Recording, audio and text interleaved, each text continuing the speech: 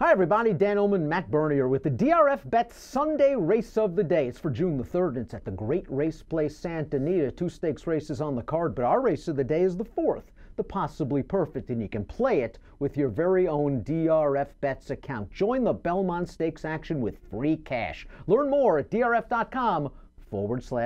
Here's the field for the Possibly Perfect. These fillies and mares are going 10 furlongs. Again, carded is race number 4, and you can access free formulator past performances on the Race of the Day event page at drf.com. Download them and handicap along with us. Matt and I are going to take this field in post position order, and we'll begin with Richard Baltas, who has the 1 Pants on Fire and the 2 Queen Blossom coming out of a common race, the Grade 3 Santa Barbara.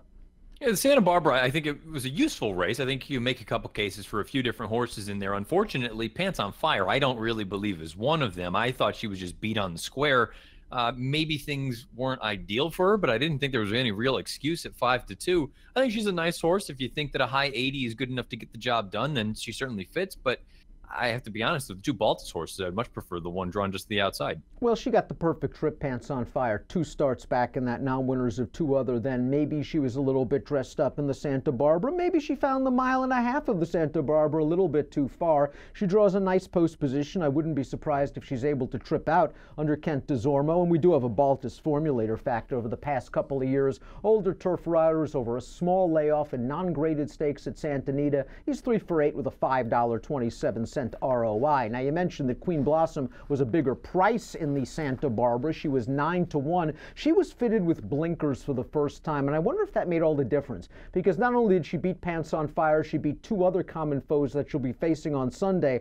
Flavien Prat gave this mare a beautiful ride, securing the pocket after crossing the dirt patch, saving ground, all the holes opened up.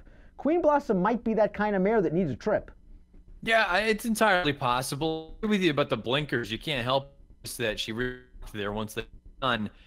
I thought she ran just fine, but I think she did have the perfect trip following in behind Cause for Commotion. And I do wonder, at 1.25 miles, can you flip the script and say that it helps Cause for Commotion as opposed to Queen Blossom? Evo Campo is the number 3 going out for Patty Gallagher. And I guess if you don't like the Santa Barbara, you end up with Evo Campo, a horse that certainly has the back class to win this race. I'm just not sure where she is from a form standpoint. Maybe the Santa Ana 2 starts back was too short for her. The San Juan Capistrano was just such a tough spot against boys going 14 furlongs. She's a 1.25 miles, 1.5 miles type horse, and it seems like Patty Gallagher just has a whale of a time trying to find spots.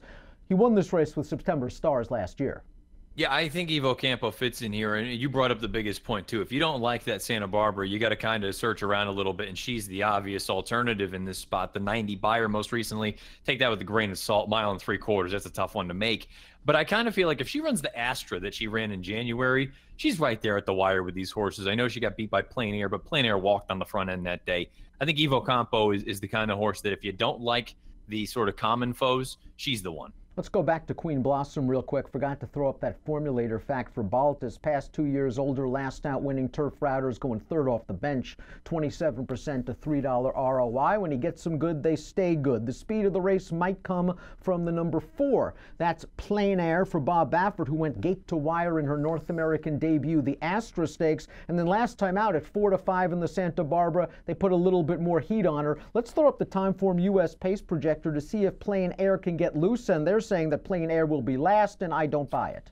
I was going to say, I don't see any way that happens unless she misses the break. But the thing with Plain Air, you go back to her form in Italy. She's a horse that likes to be on the lead, and I don't know. I mean, look, I think she's going to be up forward, but I wonder if she is the kind of horse that if there's somebody in front of her, she's just going to quit and doesn't want to go on with it. If that's the case at what's probably going to be, maybe not the favorite, but she's going to be one of the shorter numbers in here. I don't trust her as far as I could throw her. I think she's the kind of horse that I would play against entirely. But I think she's going to be a lot closer than where Timeform has her, and I wouldn't be surprised if she's outright on the lead. The 5 Barley Sugar, I don't think is going to be where she is on the Timeform US pace projector, and that's hounding the early leader in second. This horse has been a private purchase and will be making her first start off of a long layoff. Throw out the John C. Maybe, her most recent start. She was 33-1 in that race for a reason. She was simply overmatched against the likes of Cambodia, subsequently 3rd in the Breeders' Cup Filly and Mare Turf. I thought her win 2 starts back was solid, and it got a fig that would be good enough to win this race. My question for you is she stakes class off this long layoff? And she stays class at this distance too, Right. at 1.25 miles. You know, that's kind of a bit of an unknown. She's tried 1 3/8 here in the States, but most of her runs have been middle distances at sort of a flat mile or going out to 9 furlongs. We'll find out what we get off the bench first time going out from Mullins. Mullins barn, I know it doesn't look like it's been doing great as far as win percentage is concerned, but 11 times second or third. So the horses are running. I've always been a little bit of a fan of hers. I've always tried to make her more than she is at this point in her career.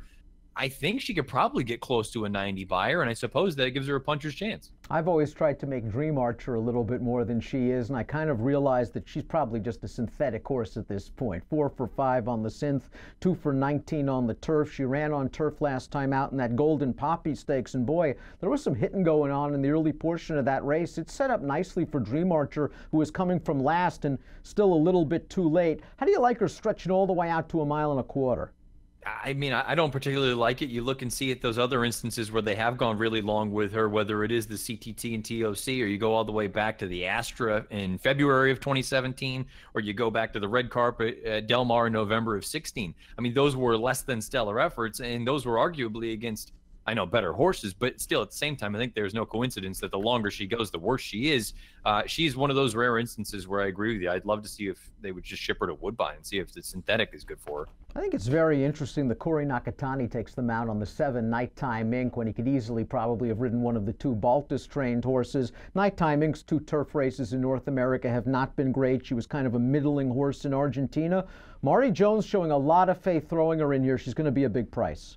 It'll be interesting to see distance-wise and also where she's positioned in those turf races. She's come from well out of it, but she wasn't way outrun in that dirt race most recently. I wonder if that's got her a little bit tighter and maybe she's going to be more forward. Let's throw up our top picks for the possibly perfect stakes, and Matt will discuss his top selection, the number 8, Cause for Commotion. I love this filly's tactical speed, and if I had to redraw up that Timeform US pace projector, I'd have Plain Air out there on the lead. I'd have Cause for Commotion and maybe Evo Campo sitting second and third, with Queen Blossom maybe right behind them in fourth. And if you don't think Plain Air, a horse that you said you're kind of against at a relatively short price, just isn't that good, Cause for Commotion might be in front turning into the lane.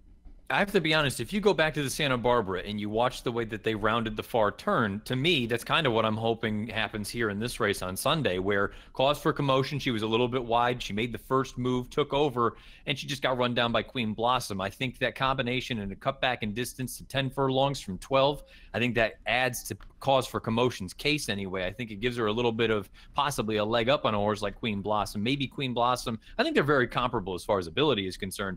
I just think it might be a matter of maybe she gets the jump and maybe she appreciates a little less distance, where Queen Blossom would really appreciate every bit of the 12. I think those are all very valid points, and the price might be right for Cause for Commotion breaking from the outside under Franco for this very solid barn. I usually don't like taking perfect trip horses when they come back.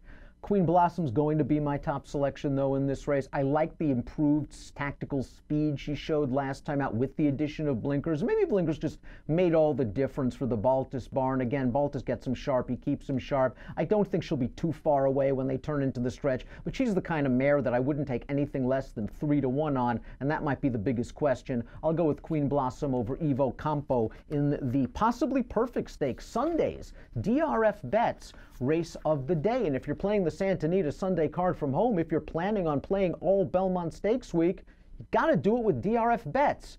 Sign up, get free cash for the whole Belmont Stakes action. Learn more at drf.com/bet. An approximate post time for the possibly perfect at the Great Race Place on Sunday. Race number 4, 2 o'clock Pacific.